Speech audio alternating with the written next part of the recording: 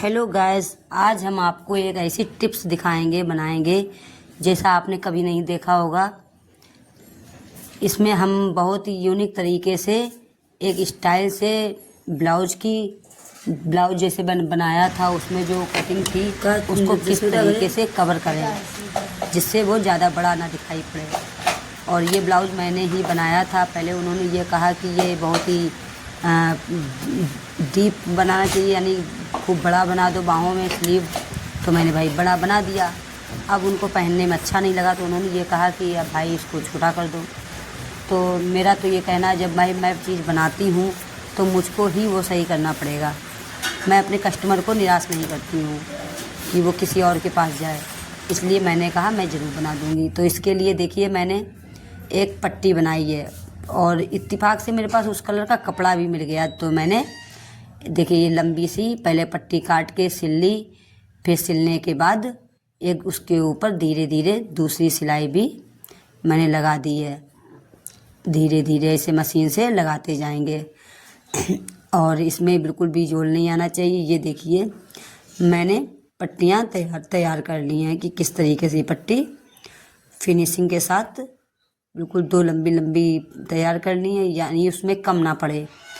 ये देखिए ब्लाउज़ है, इसमें ये देखिए कितना बड़ा ये होल दिखाई पड़ रहा है।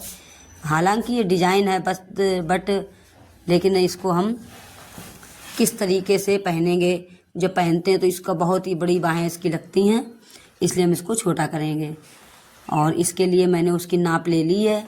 और वैसे तो ये कपड़ा इधर उधर भागेगा, तो मैं तो देसी स्टाइल में अपना काम करती हूँ, इसलिए मैंने देखिए ये पट्टियाँ मैंने काट करके इसमें इसे जॉइंट करने के लिए रख ली हैं।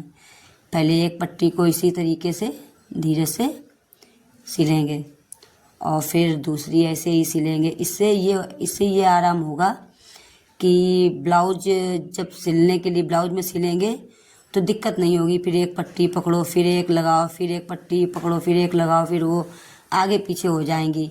इससे वो डिज़ाइन में वो लुक नहीं आएगा। इसलिए हमने ये उपाय सोचा कि धीरे से कपड़े को काट देंगे। कपड़ा तो जैसे सिल ही लिया इसमें, तो फिर कागज़ तो उसको फाड़ देंगे तो नीचे वो नया लुक दिखाई पड़ने लगेगा। इस तरह धीरे धीरे हम इसको कवर कर रहे हैं। और पट्टियाँ हमने काट ली थी, 5 काटी थी। अब उसमें लगाने के बाद देखते हैं कितनी लगती हैं, लेकिन मैंने 5 ही काटी हैं। और मैंने डोरी बहुत ही बड़ी तैयार की थी। अब इसमें मैंने ये देखिए बना दिया है। अब दूसरा भी मैं इसी तरह पैटर्न बना रही हूँ, क्योंकि बाहें 2 हैं ना, तो एक यानी पीछे गला होता, बैक गला होता तो एक ही डिज़ाइन की ज़रूरत पड़ती, लेकिन बाहें हैं तो इसके लिए स्लीव्स हैं तो दोनों तरफ लगाना पड़ेगा एक ही जैसा। तो मैं बिल्कुल वैसा ही तैयार कर रही हूँ। अब ये देखिए तीसरी मैं इसमें पट्टी लगा रही हूँ, फिर तीसरी के बाद चौथी लगाऊंगी, फिर 5वीं। मैं वो काम बहुत धीरे धीरे करती हूँ, लेकिन मैं लगी रहती हूँ जिससे आपको अच्छे से अच्छा काम करके मैं दे सकूँ। और ये आइडिया यूनिक आइडिया है, ये आप भी आइडिया कर सकते हैं। जो भी चीज़ बड़ी होती है तो उसको छोटा करने में ये मदद करता है।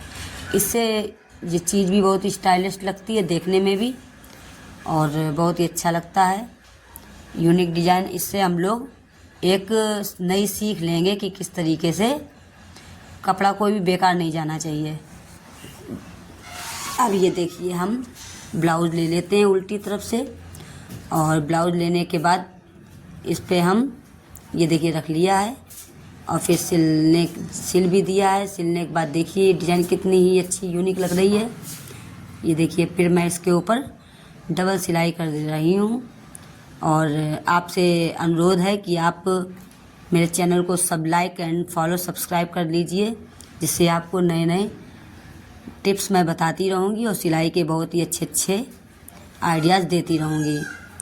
अब ये देखिए मैंने इस पर डबल लाइन लगा दी है और फिर उसके कागज़ को मैंने फाड़ दिया है। अब ये देखिए कितनी अच्छी यूनिक डिज़ाइन बनकर तैयार हो गई थी। पहले कुछ समय पहले आपने देखी थी ये डिज़ाइन, और अब देखिए ये डिज़ाइन कितनी अलग लग रही है। अब ये पहनने पर बहुत ही अच्छी लग रही है और इसको ये भाग भी नहीं रही है। जैसे होल बड़ा था तो इधर उधर सरक रहा था, लेकिन अब सरकने का कोई चांस नहीं है। ये देखिए मैचिंग का कपड़ा लगाकर मैंने कितनी अच्छी यूनिक डिज़ाइन डाली है। Thank you.